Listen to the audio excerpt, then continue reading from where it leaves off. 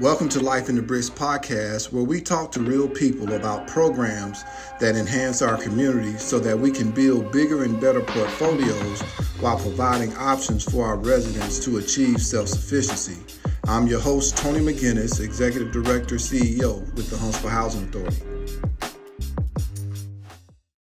Again, welcome to Life in the Bricks podcast, where we talk to real people about real issues that affect housing. And I'm your host, Tony McGinnis, and I have the privilege of having my family here with me on the show today. I have my brother Cedric, my brother Fred, and the patriarch of our family, our mother, Big Ma, aka Ellen McGinnis. So we're gonna dive right into this. And again, fellas, when you talk, just kind of take yourself off of mute and we'll handle the show that way. So we'll get started by saying this. Can you share your personal experience of living in public housing and how it has shaped your life? And I'm gonna ask Ced and Fred to kind of chime in on that question. We'll start with you, Fred. Brought up in public housing, to me, never had a negative connotation. I think the perception of the community is what gives it a negative connotation. It's always a loving place. We always had people around us who we called our village that took care of us, and mom always had food on the table. Just because you're in a low income housing doesn't mean you had to miss out on that family oriented lifestyle that we had. So we had that.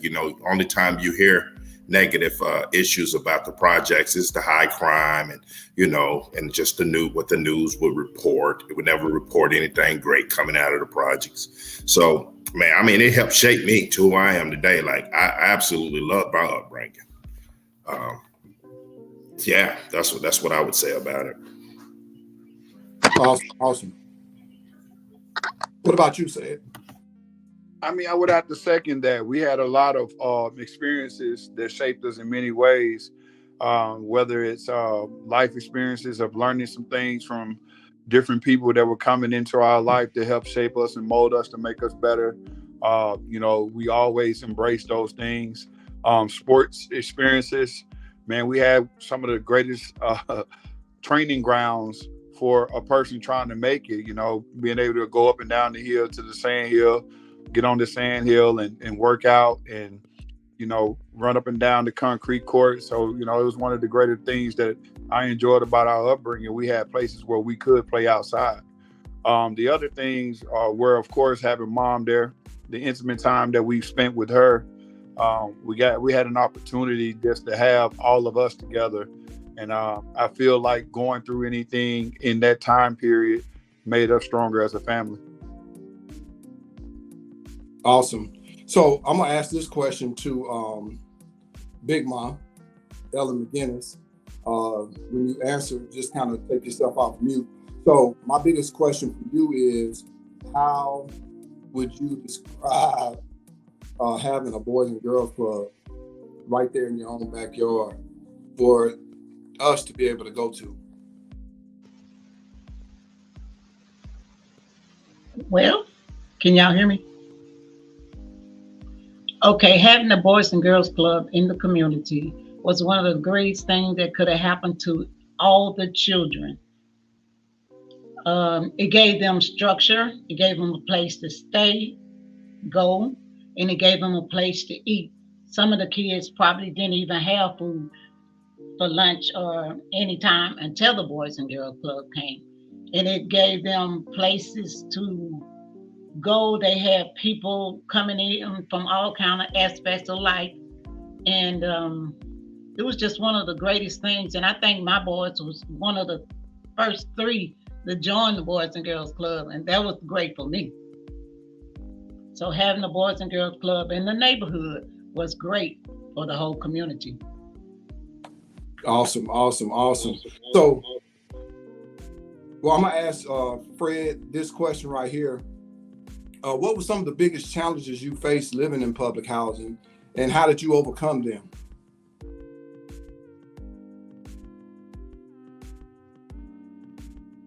Again, the biggest challenges you face in living in public housing is, all of that stuff that I talked about when it comes to crime and all the stuff you talk about when it comes to drugs and how, just living in a high risk area.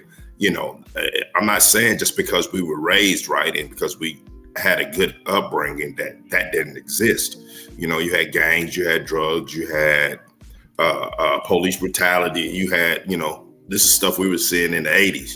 So it wasn't, anything that wasn't there. You just had to have something that was meant for you to oversee that, to not allow that to hold you back. You know what I mean? And so just having friends, just having, big brothers and mom and just people who can keep you straight, narrow, it helped you find a way out. A lot of families outside of our family helped us out as well. We had a lot of people in sports that helped us out. So just having, those outlets, a lot of people that we grew up with did not use those outlets, but, just having those outlets there for us in a time of need just helped you, get through those challenges and, come home and go in the house and prepare for the next day. So it was a daily fight. You know what I mean? I'm glad you touched on family. This question would be for Mama. Just how was it growing up in the neighborhood where you had so many people that lived around you? Did you feel like the people in the neighborhood were family growing up in Mason Court? Was family. The ones that we were around, we had great times together. We would cook, we would barbecue, we would go out and just have great times together, just feeling each other. And we had our ups and downs in the community, but for the most part, we made it through because of using our level heads and keeping our minds away from what their weakened minds would be. So being as a family, I feel like in our neighborhood, we had a nice family surrounding. I enjoyed Mason Court. I really did. It was enjoyable to me. Can you describe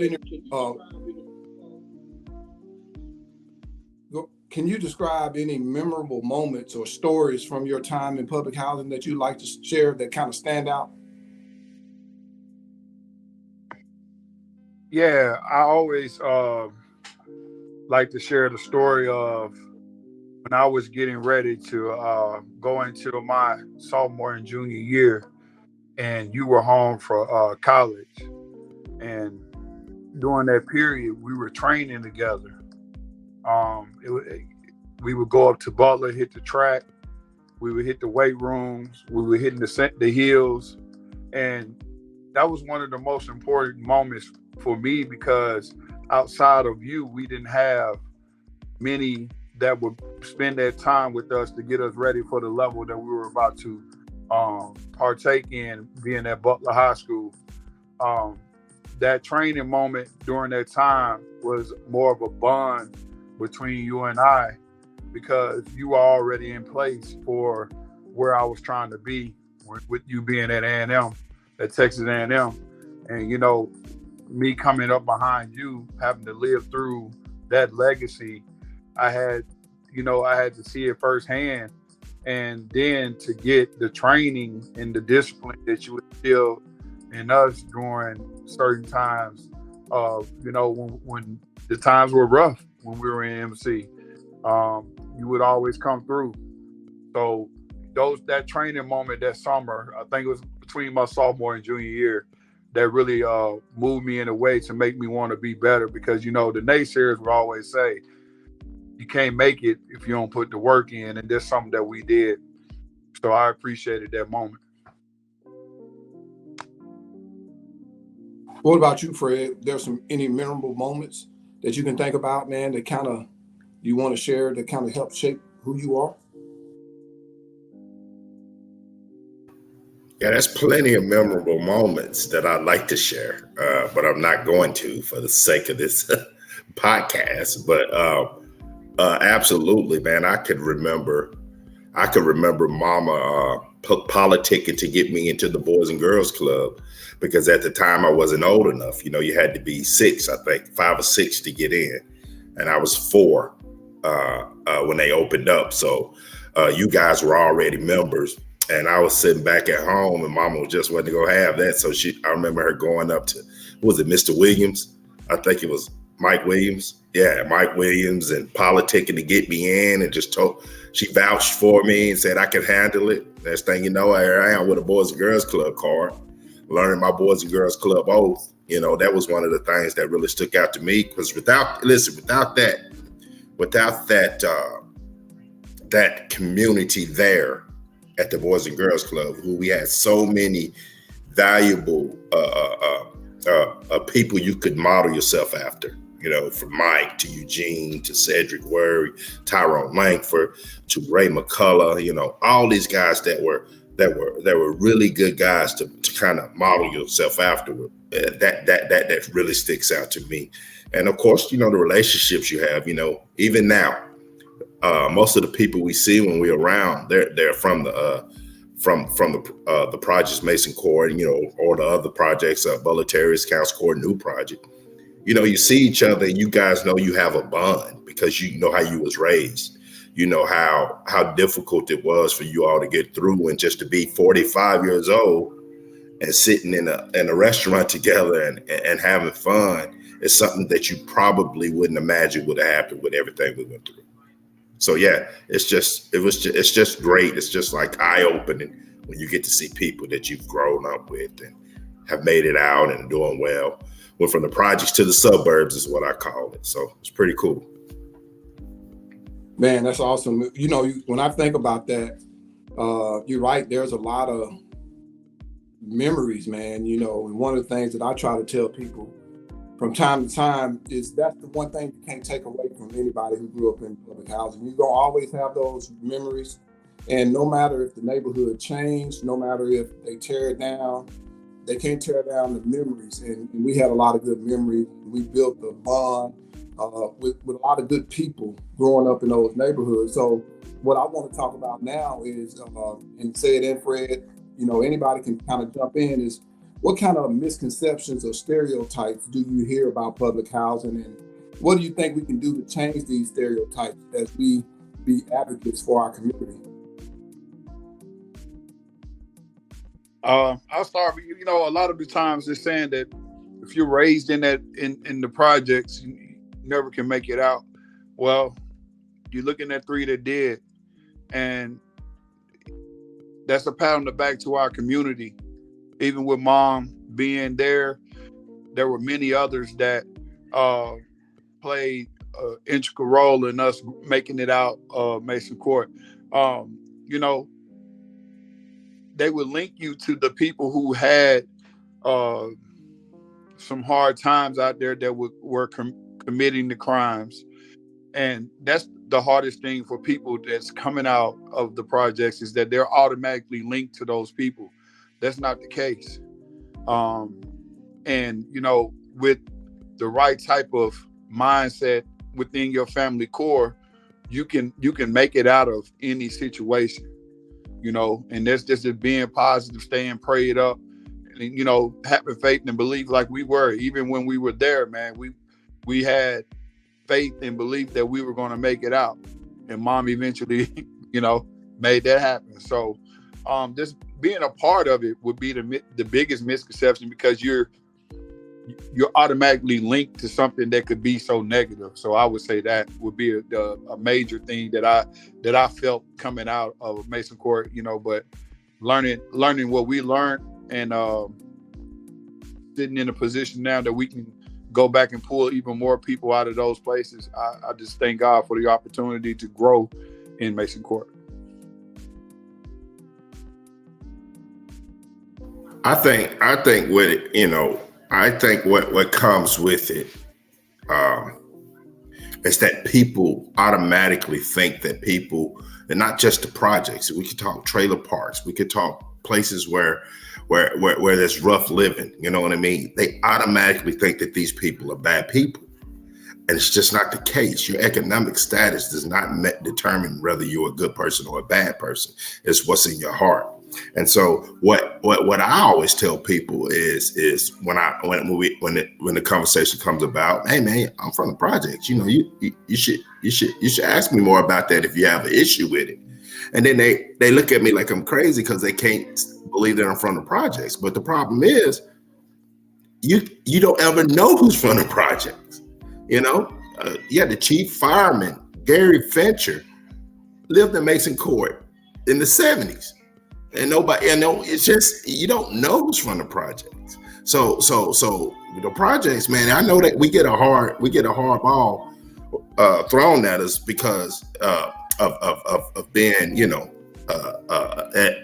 behind your ethnicity and behind the low income and behind, where it's located, that we're bad people. But there's a lot of good people made it out of the projects. I mean, we're just one family here. We can name 25, 50 families that made it out where we made it out from. So it's not just us. There's a lot of good things going on with those individuals that was living in low income housing. Awesome. Those are great comments. And one of the things that I want to say is, man, even being in this position now, I feel like sometimes people don't necessarily value the lived experience. Because now, I have an opportunity to go back and not only share, but can relate to the people that I'm serving. So lived experience, man, is real. And, just having that lived experience allowed me the opportunity sometimes to just kind of have more empathy on the people that I serve. And so sometimes that can get me in trouble. And sometimes, it gets a lot of people out of trouble. Because, I know that is family, and having that lived experience allows us to be able to understand a little bit more. This right here, this is a question for Mama. I want to talk about just kind of the importance of how you saw life and the importance of you getting up and going to work every day and kind of setting the example, and what would happen when you get off work and we didn't have a clean house. Can I say that on TV? Well, the importance of having a clean house is part of being godly, if you get the drift. Cleanliness is being godly. You have to clean up what you mess up. And a clean house means not only keeping the house clean, it means being together with each other, being on one accord, just being there and making the environment where you want to come home. Don't have a place where you don't want to come to because it's not clean. Have a place where you want to come and chill out with a couple of people and enjoy it. Just because you live inside a public house don't mean that you got to live like you live in a public house. So being clean is one of the best things could happen to a lot of people, but you know how that went. What about that work? How important was that to set the example for the guys? Excuse me? What about just getting up and going to work every day? How important was that to show us, what we need to do as we became adults? Well, getting up, going to work was part of being retrieved to let you all know that if you wanted something, you have to get up and work for it. Of course, y'all know my theory on name brands and different things. And I always would say, if you want it, you got to work for it. So the importance of working is find what you want and what your needs are to meet your qualifications and your lifestyle. So if you don't do that, then you're not learning anything from going to work. All right, so this next one is something that I we all looked up. We had positive people in our lives. Our mother, my dad eventually worked in the neighborhood, so we could see him every day. But those were positive people. We had the Boys and Girls Club in the neighborhood. We had a lot of positive things that we could pull from. But what I want to talk about now, what are some of the positive aspects of support within the system in public housing, and how did you find those particularly valuable during your time growing up there, even outside the Boys and Girls Club? What were some of the positive aspects and support systems that were in place?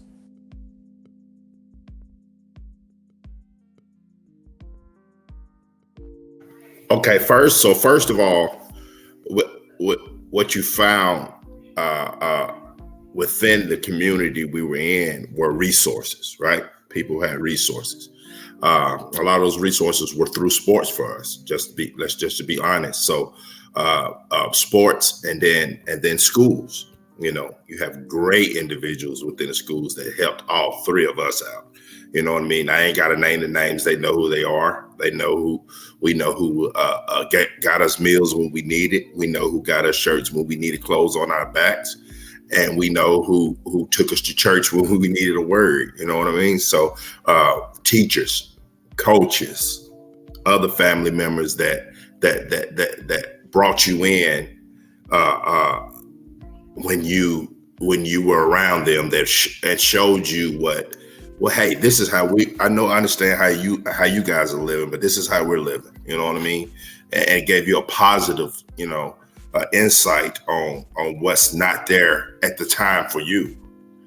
So what that does, that gives you a goal to reach for.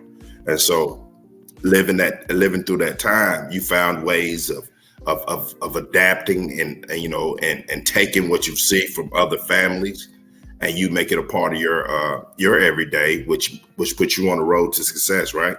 So I definitely think that the resources within the community, within the school systems, and within sports is so valuable when it comes to finding ways to reach out and finding ways to elevate yourself.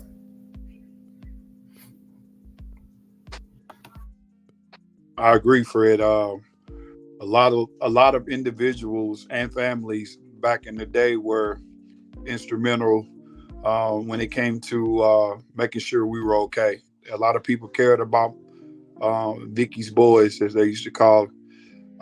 So I second that. But man, again, this is many different things that came from our surrounding. If you walk up the hill on Holmes, you had the football field, you had the hills to run up and down, you had the basketball courts outside.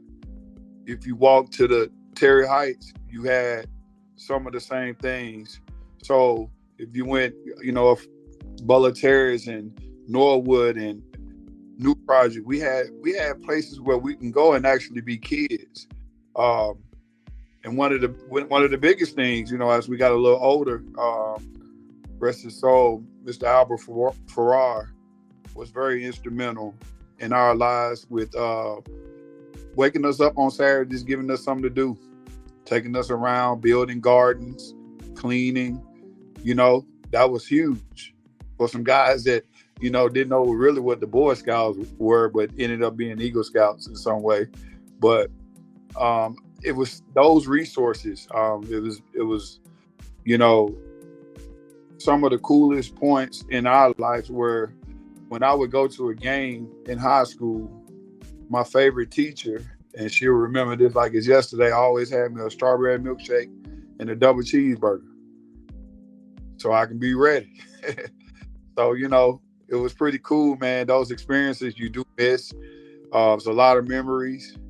And I feel like, we left back some times that if we had those times today, it would be even cooler, because we would understand and appreciate it more.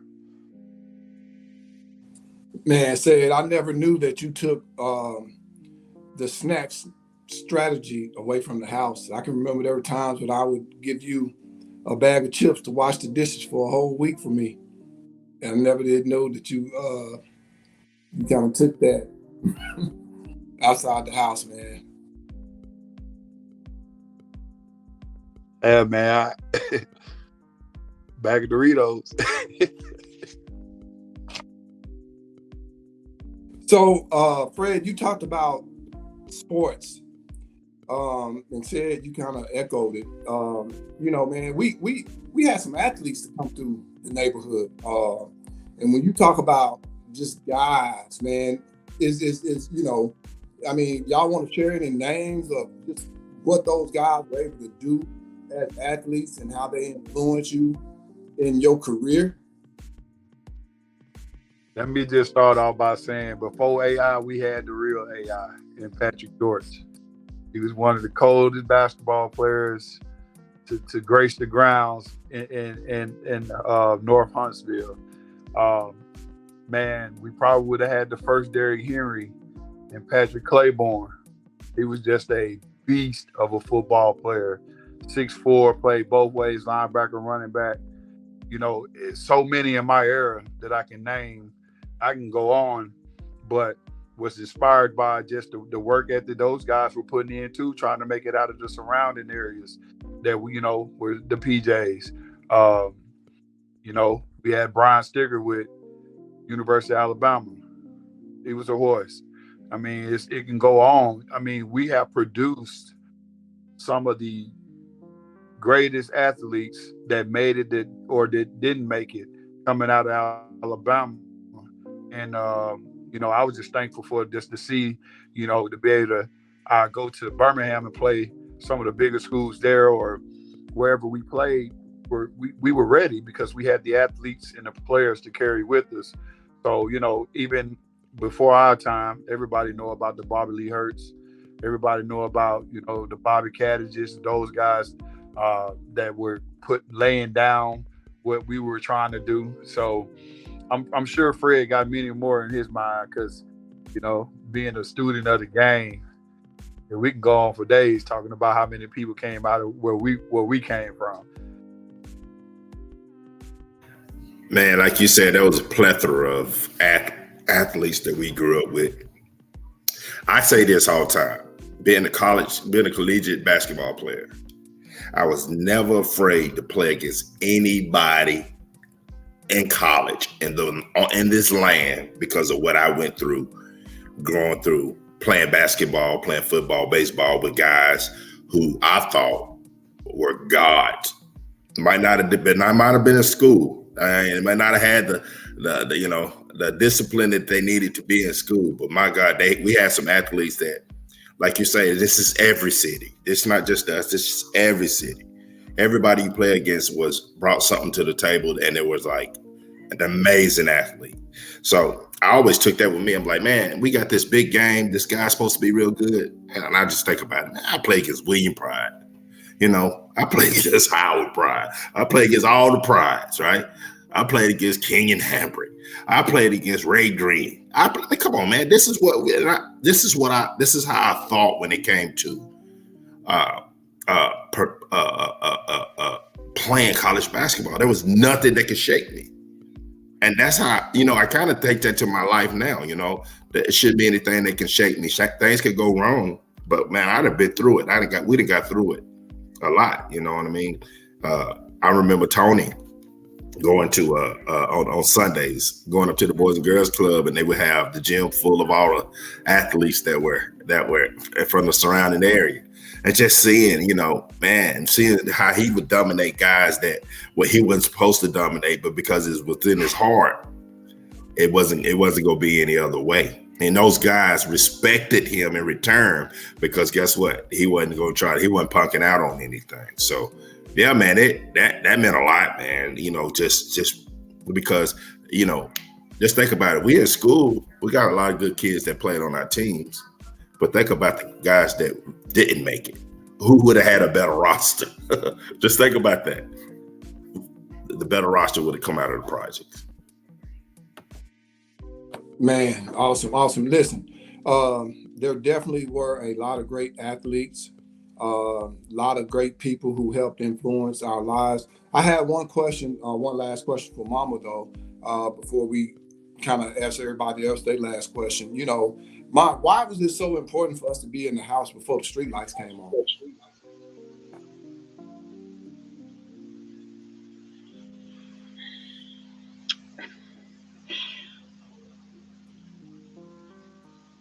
Well, to me, That was my security for you all. That was my blanket to cover you all. Because anytime you're a child and you're underage, there are certain priorities that you shouldn't have, that a lot of kids had, and a lot of kids failed because they didn't have that structure. Even if I wasn't around, if you know those lights was finna come on, I don't even have to say nothing else. I don't even have to call it out. And if you were doing something wrong, I had somebody to, and then it was time. It was important because what goes on in the dark gonna come out in the light. And if you're not out there where you can be into that situation, you will never have to worry about being in the light of having somebody to try to speak up for you or cover you, because it wasn't me. It wasn't me. Of course it wasn't you, because you was in the house. Man, that's strong. That is strong. And I'll tell you this, I appreciate it, because there are a lot of people who had the opportunity to stay out when the lights, came on. But now those folks are still saying, man, I wish I could go outside. And they got lights on all the time. So I appreciate you for all that you've done. I appreciate the sacrifice that you made for all of us. As we prepare to close, guys, I got a couple more questions, man. What changes do you think need to be made in public housing? Just kind of based on your firsthand experience, what are some of the things that you think could help benefit residents in public housing right now? I would say education. Education meaning, and whether it's job education, whatever it is that is going to allow somebody to develop in their situation, in their current situation, even if they're in public housing, wherever they are, just educating them on how they can be better. I feel like a lot of one-on-one time with people that are trying to grow doesn't happen. And therefore, those people don't get the opportunity where there can be another side to their life. And just more structure. And when I say structure, man, if you live in a place where they're providing everything for you, just understand that platform is not a place of imprisonment, but you do got to have structure. You need to go to work and work a part-time job if you need to. Your area clean, your grass cut, whatever the case may be. I feel like we get so caught up in when it says government assistance, we just don't care. I mean, you don't want to be a part of that government program your entire life. So, the structure and the building that particular person or family up is something that I think we can put more emphasis on to allow people to see the other side of what it could be in their life. So, Fred, I got a final question for you, man. What message or advice would you like to share with policymakers, advocates, and the public so that they can better understand the realities of public housing and the residents who live there?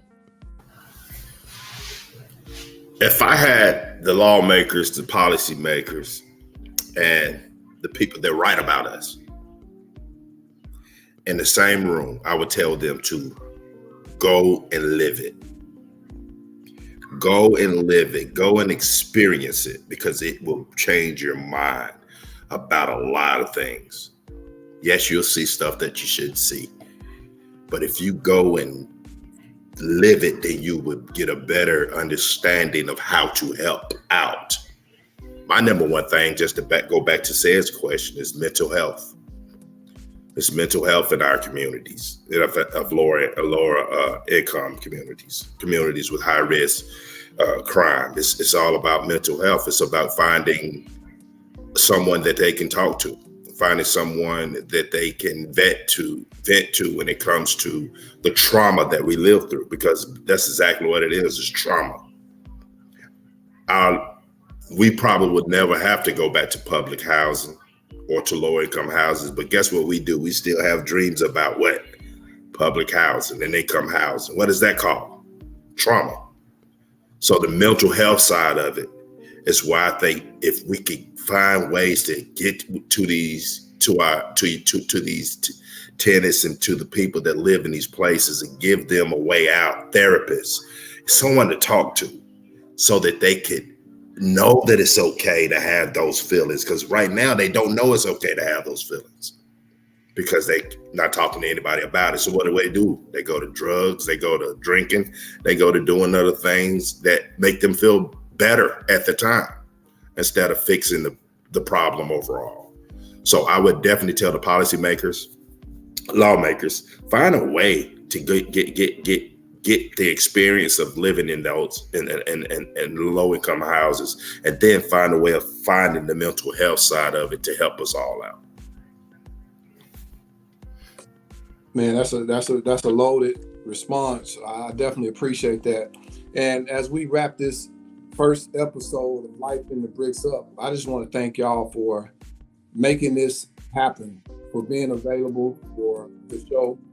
And I'm looking forward for this to really change the lives of a lot of people, not only in Huntsville, but throughout the country, because whenever you can have lived experience and you have people who've been there, done that, and are still thriving and trying to get better, you create blueprints for people all over the country who can bring about healing, who can bring about change. So again, I want to thank y'all for being on this very first episode of Life in the Bricks. And when we share this, I want you to share it on all your social media platforms, because again, this is going to be a life-changing experience. And for those who are listening, just stay tuned for the next episode of Life in the Bricks podcast with me, your host, Tony McGinnis. Thank y'all again.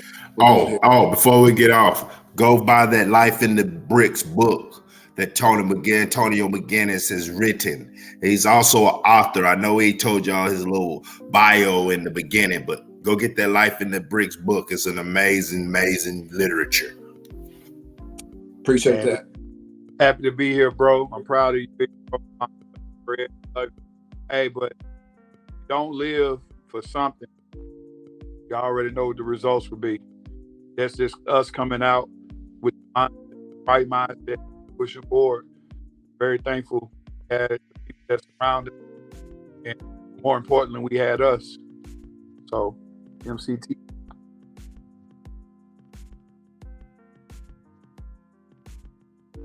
God first.